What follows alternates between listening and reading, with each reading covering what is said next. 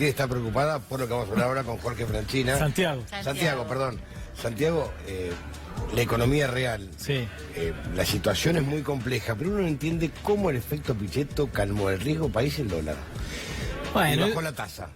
Sí, eso es coyuntural, digo, es una lectura que puede llegar a estar haciendo el mercado, los bonistas, pero es un tema coyuntural, obviamente. Lo que hay que observar es la insustentabilidad de este modelo económico, y eso me parece que los bonistas también lo están observando, y ahí algunas cuestiones importantes. La Argentina es el tercer país con más inflación del mundo hoy.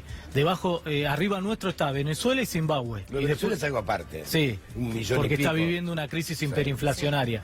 Después viene Zimbabue y tercero la Argentina. Y yo me acuerdo está por encima de Haití, Argentina. Sí, de Haití, del Congo, que hasta hace poco estábamos arriba, del Congo y de Sudán, hoy estamos arriba.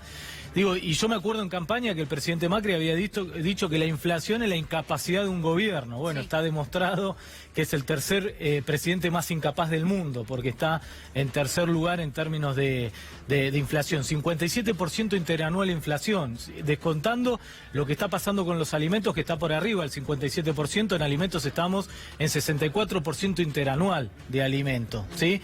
Eso es lo que está pasando en términos de economía real.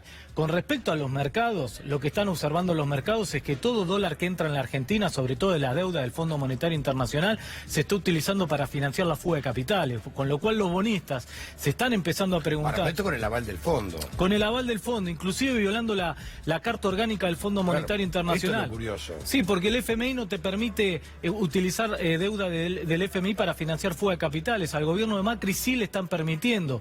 Inclusive violan en la Carta del Fondo Monetario Internacional la plata que nos prestan, porque hay un límite, la plata que puede prestar el FMI a un país, que son las 3 cuotas que paga un país. A nosotros ya eso también violó, 57.000 millones de dólares, ya somos el país que tiene el 60% del endeudamiento con el Fondo Monetario Internacional, y no solo eso, sino que además nos permiten financiar la fuga de capitales, por eso plata que entra del FMI, plata que se está yendo. ¿A qué costo tenemos estos privilegios? Nosotros acabamos de sacar un informe de la Universidad de Avellaneda que también muestra quiénes son los grandes ganadores, y ahí vos tenés el sistema financiero con el tema de las LELIQ.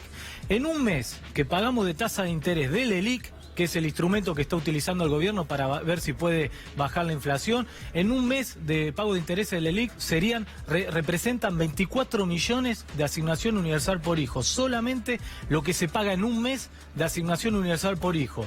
Desde octubre hasta la actualidad, que es cuando se empezó a utilizar fuertemente las LELIQ, en octubre del año pasado hasta la actualidad, se pagaron 360.000 millones de pesos en intereses de LELIQ al sistema financiero. Solo de intereses. El capital de LELIQ, el stock de LELIQ, aumentó de octubre hasta junio de este año un 161%. Pasamos de 400.000 millones de pesos de stock de LELIQ a más de 1 billón de stock de LELIQ. Un billón de stock de LELIQ, y eso es el stock.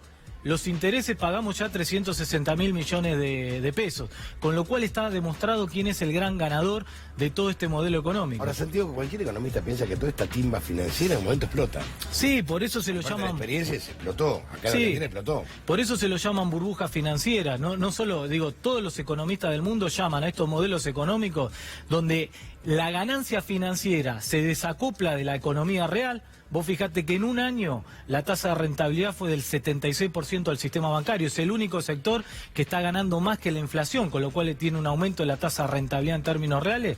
Es cuando la ganancia del sistema financiero se desacopla de la economía real. Eso lo que genera es una burbuja financiera que, como vos lo decís, también nos pasó en la década del 90, termina explotando. Y en el 70, al 82 fue lo mismo. Con el modelo Martínez Dios, en los 90 explotando en el 2001, son burbujas financieras que terminan explotando. Un modelo que se sostiene con endeudamiento externo, pero ese endeudamiento externo va de la mano de la desindustrialización de la economía argentina, del aumento de la tasa de desocupación, del aumento de la pobreza.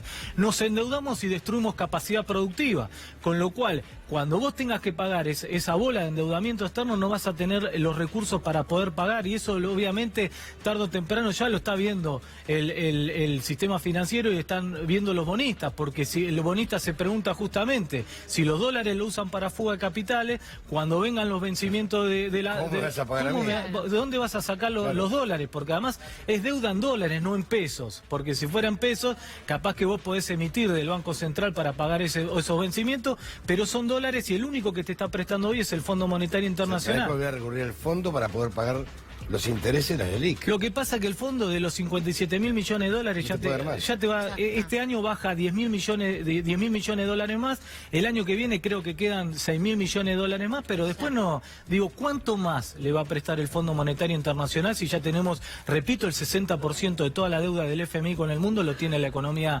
argentina? El segundo país que más deuda tiene con el FMI es Egipto con 11.000 millones de dólares y nosotros 57.000 millones de dólares, con lo cual el bonista se pregunta si el sistema financiero no te presta más y el FMI ya te bajó casi todo y ya no está más en la Argentina. Ahora, Santiago, ¿por qué el bonista sigue apostando algo que sabe que en algún momento no se va a poder pagar? No, el bonista ya no nos presta más, lo que obviamente ya lo prestó.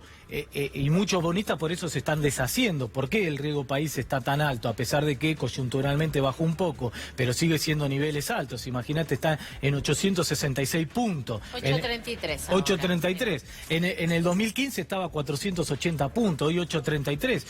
Y más allá de que bajó coyunturalmente un poco, el bonista ya está viendo eso, que ya nos prestó, ahora quiere cobrar y no sabe dónde vamos a conseguir los dólares. Retiran las LELIQ. Dice, bueno, ya está, quiero comprar dólares. Devolverme la plata a dólares. No existe, porque no ¿cómo haces para dolarizar más de 1 billón de pesos? No existe forma para dolarizar eso. Y las LELIQ, recuerden que... vas a juicio internacional. Sí, pero lo que pasa es que los bancos, ahí va a tener que tomar una definición el Banco Central, porque si los bancos salen a vender esas LELIQ y quieren dolarizar eso, no existen los dólares en el Banco Central para poder hacerlo. Recuerden, y bueno, recuerden que las LELIQ, si no se toma ninguna medida, recuerden que las LELIQ vencen además semanalmente, no como las LEBAC, que ya era una bomba de tiempo, pero que vencían mensualmente. Esto es una bomba de verdad. Es una bomba de verdad. Por eso lo que digo es, y siempre sostenemos, hay que apostar a un modelo de valorización productiva, y por eso, ojo que no es el concepto de crecer para distribuir. Ahora lo que tenemos que empezar a buscar es distribuir para crecer. Tenemos que generar capacidad de consumo de los sectores más vulnerables, porque además tienen propensión marginal a consumir cercano a uno. Si vos le aumentás, fíjate, si en vez de hacer pagarle un mes de intereses de LELIQ a los bancos, haces 24 millones de asignación universal por hijo, eso en vez de irse a la timba financiera se va al consumo, porque tienen propensión marginal a consumir cercano a uno, porque tienen necesidades insatisfechas, y eso reactiva el mercado interno, y si hay más consumo hay más ventas, si hay más ventas hay más producción,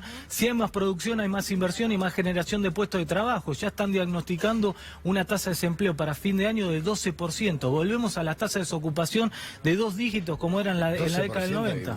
Se están quedando cortos. No, y además la precarización laboral que termina siendo un refugio del desocupado, porque la precarización, si vos no contabilizás la precarización laboral que también genera este gobierno, la tasa de desocupación es muchísimo más alta, el 12%, que lo que va a terminar dando el INDEC. Por eso el gran desafío es jubilados, chicos, trabajo e industria, porque la pyme está pasando el peor momento de su historia. Exactamente. Y ya encima las grandes empresas están perdiendo plata. Bueno, ya por eso ya no es un problema de las pymes. Loma Negra no es un... No, Loma Negra, Arcor. Cerró la Campañola. Exactamente, ya hoy. Los balances de las grandes empresas que estuvieron fuertemente endeudadas en dólares, porque se endeudaron en dólares con la mega devaluación del año pasado, más que le duplicaste el endeudamiento, y por eso los balances en términos financieros de las grandes empresas se están dando pérdida, con lo cual ya no es solo un problema de pymes. Todos perdieron menos el sistema financiero y las empresas energéticas, que terminaron siendo las 2 grandes ganadoras de este modelo económico. Bueno, las empresas energéticas. Exactamente. Un apagón general de 50 millones de tipos sin luz. Con los niveles de tarifazo que tuvimos en estos 3 años y medio, sin embargo no realizaron ningún tipo de inversión, y ahí tenés otros grandes ganadores. Ahora, ¿eso qué genera? No genera ni puestos de trabajo, no genera ni crecimiento de la economía, no genera ni reducción de la pobreza y la indigencia, solamente genera una fuerte concentración del ingreso. También lo que fracasó en este modelo económico es la visión monetarista de la inflación, que le hicieron creer que en la Argentina la inflación es un problema de emisión monetaria, y también fracasó la visión de que le hicieron creer que el aumento de los salarios de los trabajadores era inflacionario. Claro. Vos tuviste caída del salario real y contracción monetaria y tuviste 57% de inflación interanual. Santiago, gracias. Gracias a usted.